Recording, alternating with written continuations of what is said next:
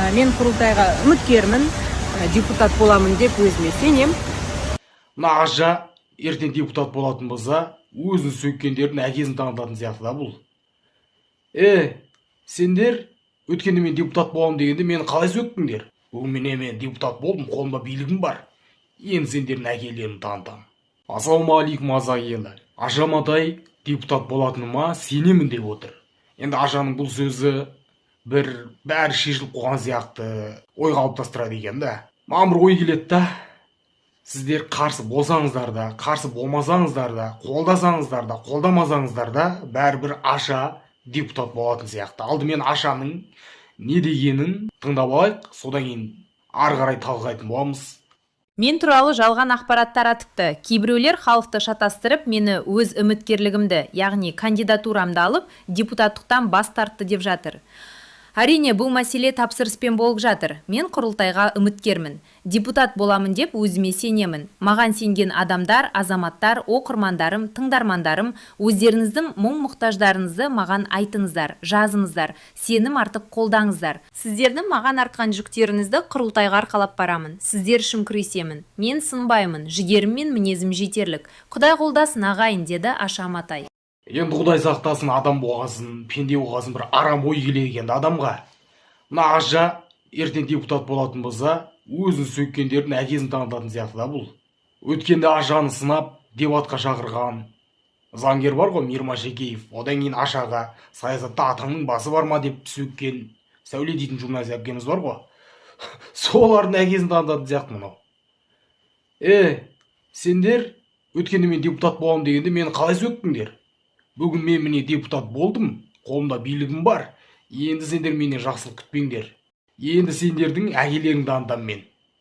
Депутат болдым деп, аналардан кек алып жүрмесе болды да. Құдай сақтасын, енді адам болғаннан кейін арам ой келеді екен да енді. Одан кейін бұндай ой жайдан жай келмейді ғой. Мына Аша, байқасаңыздар, Аша Матай мен Тамара Асар екеуі де депутат болғысы келіп жатыр. Екеуі де бір партияда. Бірақ адамдардың көбісі Аша Матай жайлы ғана айтып жатыр. Әңгіменің бәрі Аша Матай жайлы ғана болып жатыр.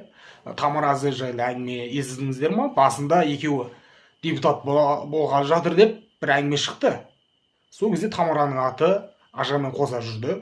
Одан кейін Тамара жайлы әңгіме жоқ қазір, тып-тыныш. Көбісі осы Аша жайлы айтып жатыр. Оны ушықтырып алған, халық наразы болып сөгіп жатыр ғой бұны. Ушықтырып алған Ашаның өзі да. Әйтпесе Тамара жайлы неге айтпайды? Аша жаңағы бір-екі рет өзінше видео үндеу жасап шықты ғой. Манағы заңгер дебатқа шақырған кезде, одан кейін бүгін міне тағы депутат боламын деп видео үндеу жасап отыр ғой. Осындай қылықтармен қалай десем болады? Бұл кісі енді адамдардың шамына тиіп жатыр да бұл кісінің сөйлеген сөзі. Қайта-қайта өз ушықтырып алып жатыр. Әйтпесе Тамара Асар жайлы неге айтпайды? Ол кісі үндемейді, ештеңе айтқан жоқ. Ана Қазақстан халық партиясының алдында бірдеңесі болды ғой. Жиналыстар ма типа, сол кезде сұхбат берді Тамара Асар Ашамен бірге. Одан кейін вообще шыққан жоқ. Аша сияқты бір видео түсіріп, ондай болған жоқ. Сонда ушықтырып жатқан Ашаның өзі сияқты болып көрініп отыр да. Осындай Ашаның бір мінезі десек бола ма? Осындай несіне қарап, жаңағыдай арам ой келеді де адам болғаннан кейін. Мынауың ертең депутат болса, ана өзін сөккен адамдарға күн көрсетпейді ау деп бір арам ой келеді екен. Бірақ Аша олай істейді деп жатқан жоқпын. Бұл өзімнің ойым да, енді пенделік арам ойым да. Сондай ой келеді екен да. Өткенде сендер маған қалай қарсы болдыңдар депутат боламын дегенде?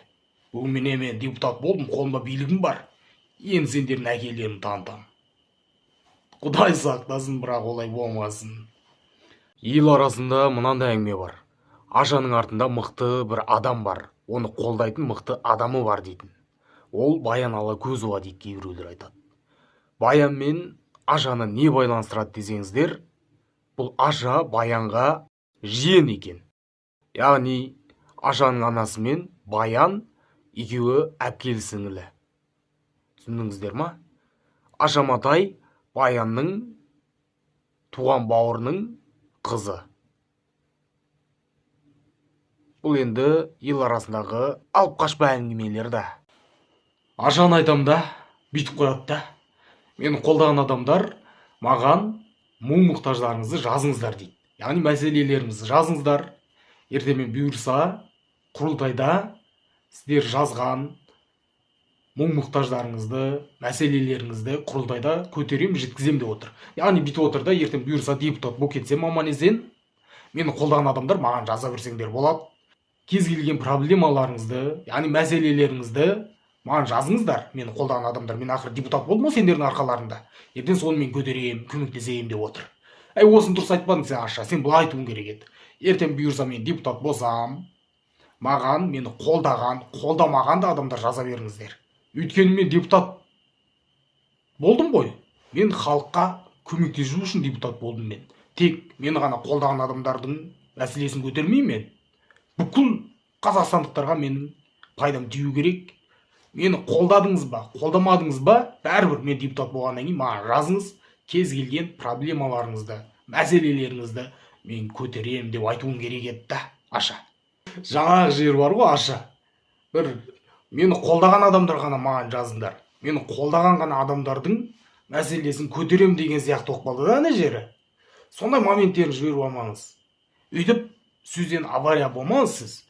Әйтпесе көріп отыр, мынаның алдында айтқан әңгімеңіз, мына әңгімеңіз, әр әңгімеңізден кейін халық көбісі емес енді басым бөлігі сізді сөгіп жатыр да. Мен жаным ашиды, өйткені мен сізді әнші ретінде жақсы көремін да, әндеріңізді сөйтіп тыңдаймын.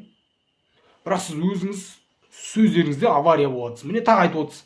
Жаңа айтып қоясыз да, мені қолдаған адамдар маған жазыңдар, мәселелеріңізді жазыңыздар. Ертең мен оны құрылтайда көтерем деп отырсың да. Бөліп жатқан деп отырсың да. Сен депутат болдың ба, өзіңді қолдайтын адамдарға ғана етпеуің керек, бүкіл халыққа пайдаң тию керек да сен. Осындай жерлерден сен нетпесең, сен осындай әңгімеңнен бар ғой, бір кек сақтайтын сияқты болып көрініп қалып жатады да, содан адамдар тағы да сөгуі мүмкін сені.